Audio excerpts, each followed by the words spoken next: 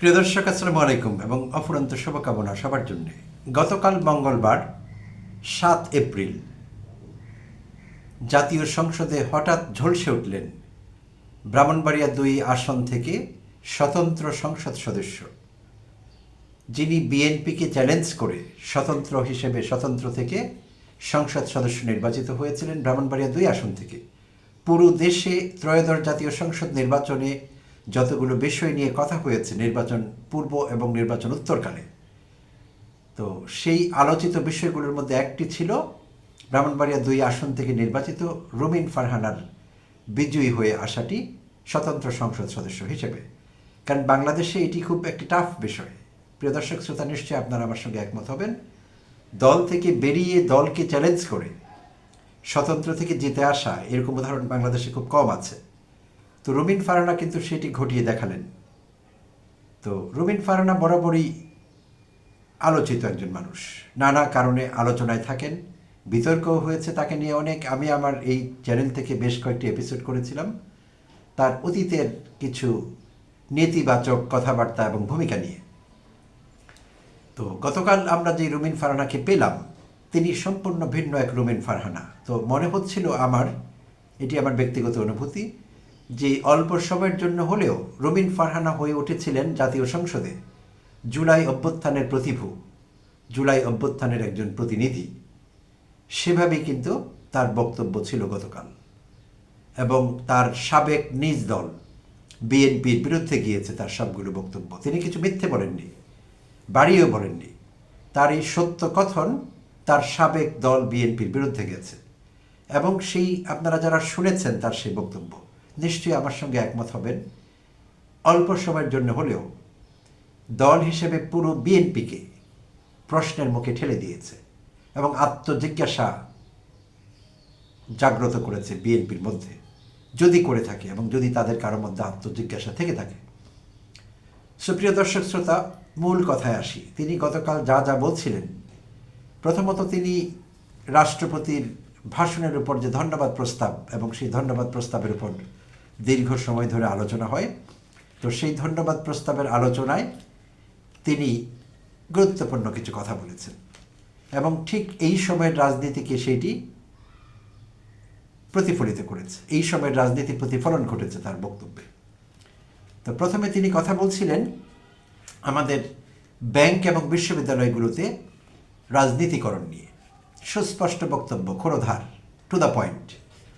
তো তিনি বলছিলেন যে দক্ষিণ এশিয়ার দেশগুলোতে, সাধারণত দক্ষিণ এশিয়ার দেশগুলো বলতে আমরা বুঝিয়ে থাকি সার্কভুক্ত দেশগুলোকে, ভারত, পাকিস্তান, বাংলাদেশ তো আছেই অবশ্যই, তো ভারত, পাকিস্তান, শ্রীলঙ্কা, নেপাল, এইসব দেশগুলোকে বোঝানো হয়, মালদ্বীপ।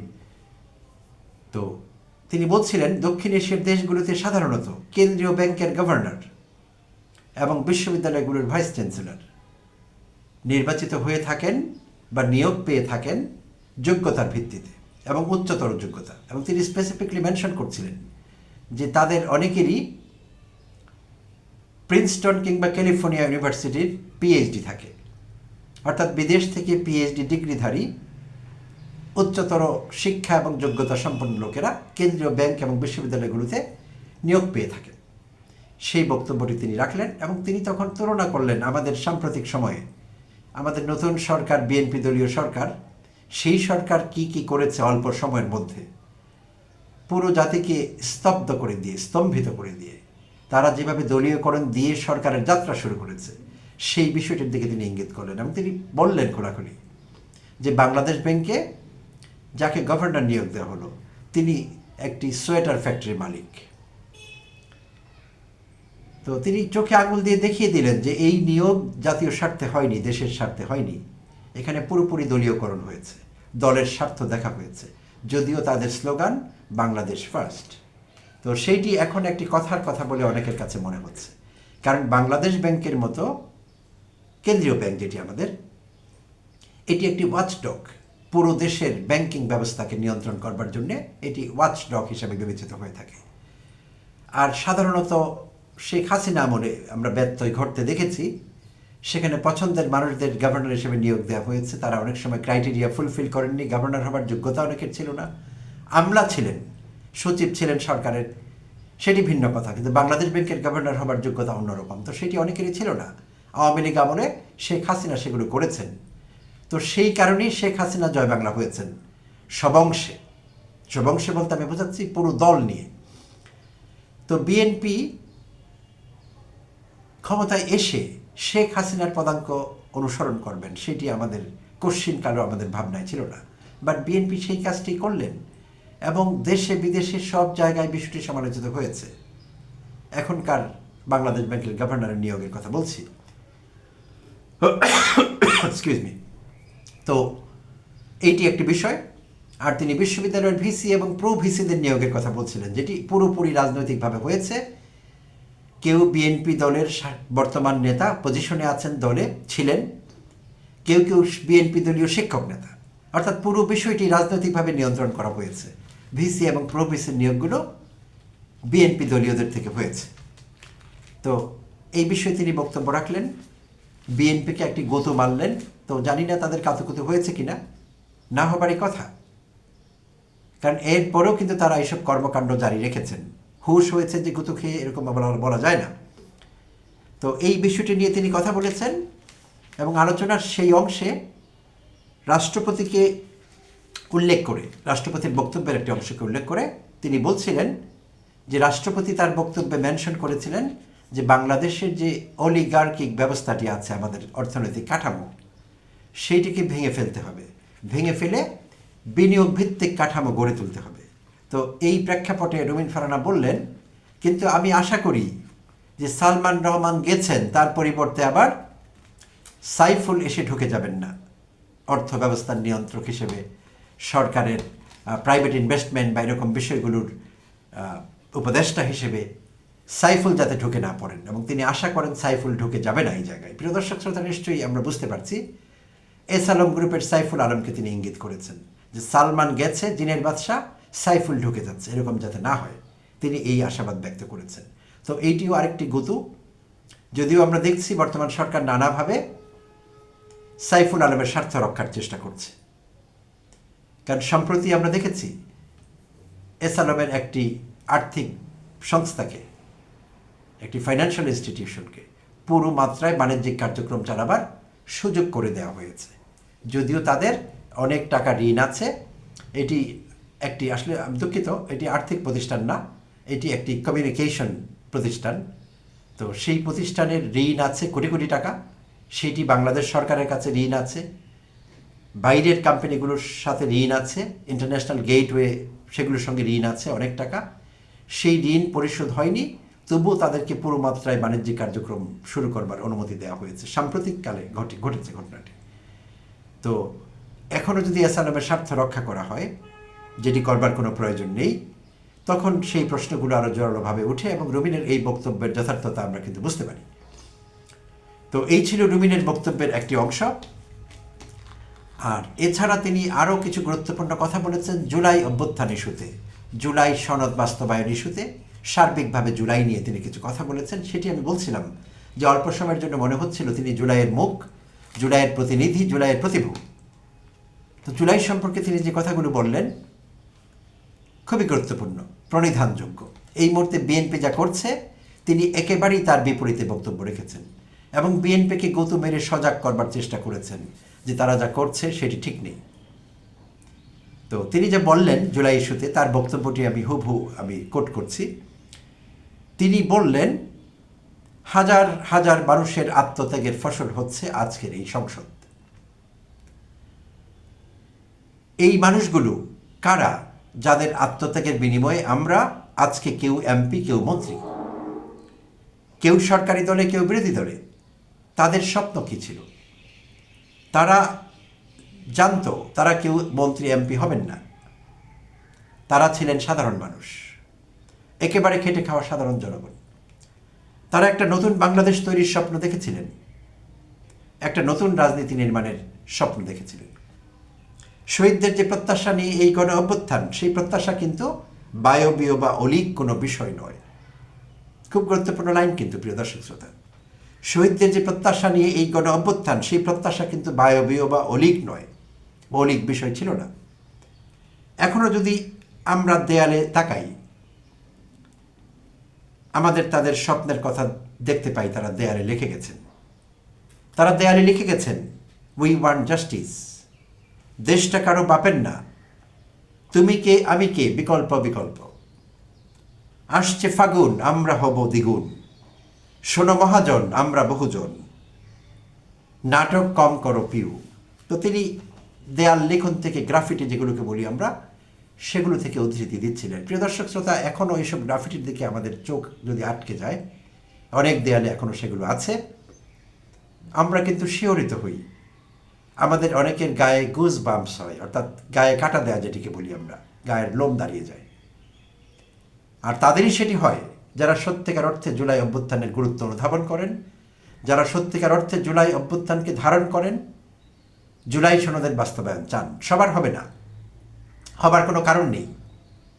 কারণ দুদিন আগেও আমাদের মনে করিয়ে দিলেন বর্তমান স্বরাষ্ট্রমন্ত্রী জনাব সালাউদ্দিন আহমদ যে ৭১ আর জুলাইকে পাশাপাশি রাখা যাবে না, এটি সম্ভব নয়।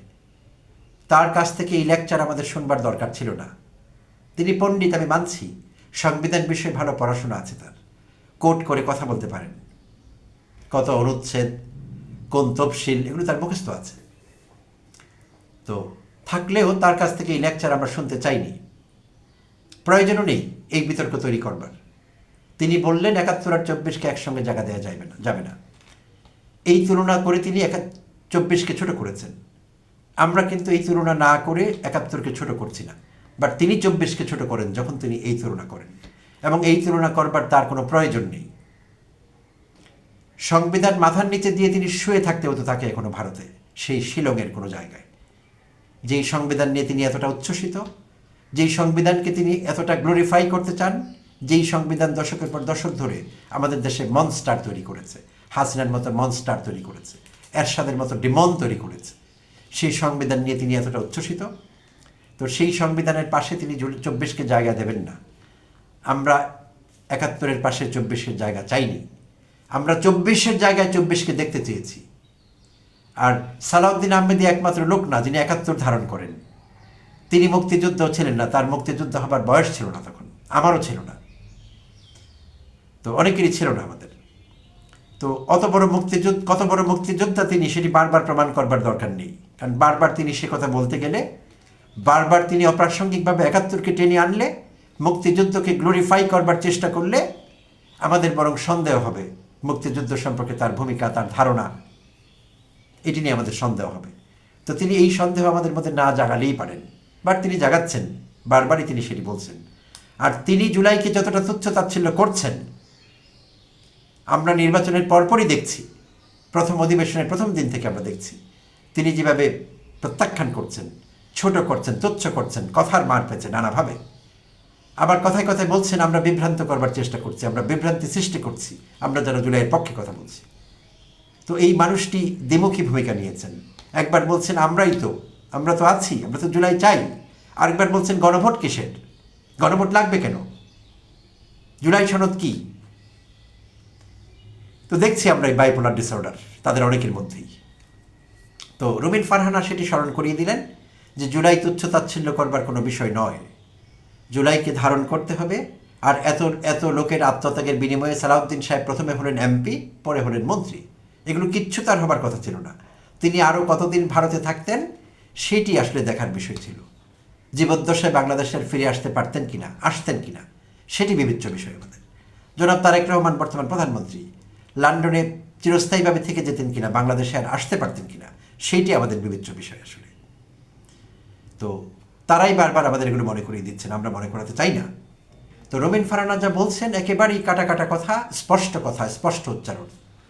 এই মুহূর্তে জুলাই নিয়ে যে নাটক চলছে, নাটকের যে এপিসোডগুলো আমরা প্রতিনিয়ত দেখে চলছি, তো সেইটি বিএনপি সম্পর্কে কোনো ভালো বার্তা আমাদের দেয় না। আর বিএনপি যে হাসিনার দেখানো পথে হাঁটছে, এই বাংলাদেশ ব্যাংকের গভর্নর এবং বিশ্ববিদ্যালয়গুলোর ভিসি প্রবেসি নিয়োগ কিন্তু সেটি সুস্পষ্ট করেছে, আমাদের বলবার দরকার নেই, সেলফ এভিডেন্ট হয়ে গেছে বিষয়টি। অর্থাৎ নিজেই নিজেকে প্রমাণ করে সেলফ এক্সপ্লেনেটরি হয়ে গিয়েছে, বাইরের থেকে ব্যাখ্যা বিশ্লেষণ করবার দরকার নেই। হাসিনা করেছিলেন, তার বসংবদ ছাত্রলীগ নেতা, যুবলীগ নেতাদের ভিসি বানিয়েছিলেন বিশ্ববিদ্যালয়ে, আমরা দেখেছি। তারা ভিসি ছিলেন না, তারা ছিলেন আওয়ামী গুন্ডা। তারা বিশ্ববিদ্যালয়ের ছাত্রদের খুন করবার প্ল্যান করছিলেন, বিশ্ববিদ্যালয়ের ছাত্রদের বহিষ্কার করবার প্ল্যান করছিলেন।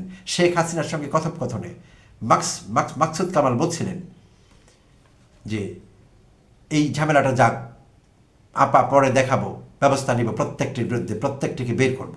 তো এই ষড়যন্ত্রে লিপ্ত ছিলেন হাসিনার নিয়োজিত গুন্ডা ভিসিরা, আওয়ামী গুন্ডারা। তারা ভিসি কম ছিলেন, গুন্ডা বেশি ছিলেন। তো বিএনপি আবার সেই রাস্তায় যদি হাঁটে, আমি বলছি না বিএনপি যাদের নিয়োগ দিয়েছেন তাদের অতীত খুব কালো, আমি সে কথা বলছি না, কিন্তু একেবারে ছেল মারা তারা কিন্তু দলীয় লোক, এটি একেবারেই পরিষ্কার। তো বিএনপি এই রাস্তায় না হাঁটলেও পারতেন, বা এক দুটো হতে পারত, এখানে একটি কম্বিনেশন হতে পারত, নির্দলীয় লোকও দু একজন থাকতে পারতেন, কিন্তু সেটি আমরা দেখলাম না। কারণ বিএনপি হয়তো মনে করছে বিশ্ববিদ্যালয় তো দখলে রাখতে হবে, ক্ষমতায় থাকতে হলে, ক্ষমতায় থাকার বিষয়টি নির্বিঘ্ন করতে হলে, ক্ষমতায় আবার ফিরে আসতে হলে ছাত্র রাজনীতি দরকার।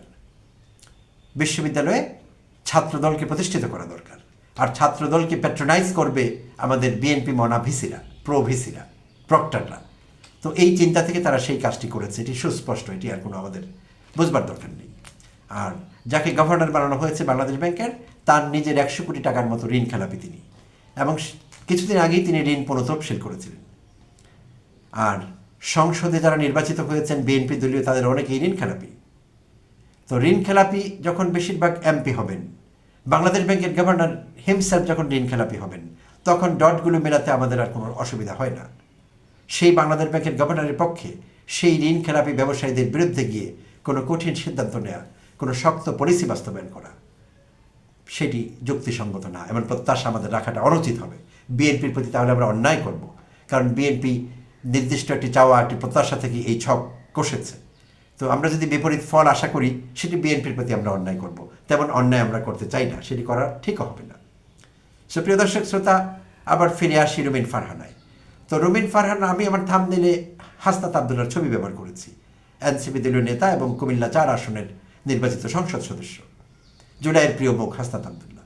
হাসনাত আবদুল্লাহর সঙ্গে রুমিন ফারহানার বেশ কিছু টানাপোড়েন চলছিল। রুমিন ফারহানার কিছু বেফাস কথাবার্তা, হাসনাতকে ব্যক্তি আক্রমণ করে, তাকে ডিমেইন করে কিছু কথাবার্তা। তো আমরা অবাক হয়েছিলাম তখন যে হাসনাত একজন অ্যাংরি ইয়াংম্যান, তো সেই অ্যাংরি ইয়াংম্যান এগুলো কিভাবে নেবেন। কিন্তু আমি অবাক হয়েছি হাসনাতের ধৈর্য, সহ্য, মহানুভবতা দেখে। রুমিনের গাড়ির বিপরীতে, রুমিনের হাসনাতকে ছোট করার বিপরীতে হাসনাত রুমিন আপা বলে তাকে সম্বোধন করছিলেন।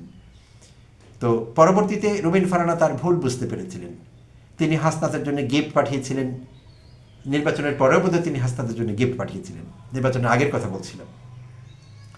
তো এখন সুন্দর একটি সহাবস্থান আছে, পিসফুল কোএক্সিস্টেন্স আছে রুমিন এবং হাসনাত আবদুল্লাহ বা অন্যান্য জুলাই যোদ্ধাদের সঙ্গে তার হয়তো কোনো ঝামেলা নেই আশা করছি। তো রুমিন ফারহানা বিএনপি, অনেকে হয়তো বলতে পারেন যে তিনি এখন বিএনপিতে নেই তাই তিনি এত কঠিন কঠিন কথা বলেছেন। না, আসলে রুমিন ফারহানা কিন্তু বরাবরই কঠিন কথাই বলেন, কখনো কখনো বেফাস কথা সেখানে হয়ে যায়, অপ্রয়োজনীয় কথা, বাট কথা বলতে তিনি কাউকে ছাড় দেন না, আমি যেটি দেখেছি। খুবই স্পষ্টভাষী, শক্ত কথা বলেন এবং কোনো ভয়ভীতির ঊর্ধ্বে উঠে কথা বলেন, পরোয়া করেন না কাউকে। সেই বিষয়টি কিন্তু তার মধ্যে দেখা গিয়েছে। তো তার এই বক্তব্য সময় উচিত এবং অত্যন্ত তাৎপর্যপূর্ণ আমাদের বর্তমান চলমান রাজনৈতিক পরিস্থিতিতে, বিশেষভাবে জুলাই নিয়ে যা চলছে টানাটানি, টাগ অব ওয়ার, এই প্রেক্ষিতে খুবই গুরুত্বপূর্ণ রুমিন ফারহানার কথাগুলো। তো রুমিন ফারহানাকে আন্তরিক ধন্যবাদ জানাচ্ছি এই কঠিন সত্যগুলো উচ্চারণ করবার জন্যে, যার অনেকগুলোই বিএনপির জন্য ইনকনভিনিয়েন্ট ট্রুথ, অসুবিধাজনক সত্য কথা, সত্যি। সুপ্রিয় দর্শক শ্রোতা, ধন্যবাদ এবং কৃতজ্ঞতা জানবেন সঙ্গে থাকবার জন্য।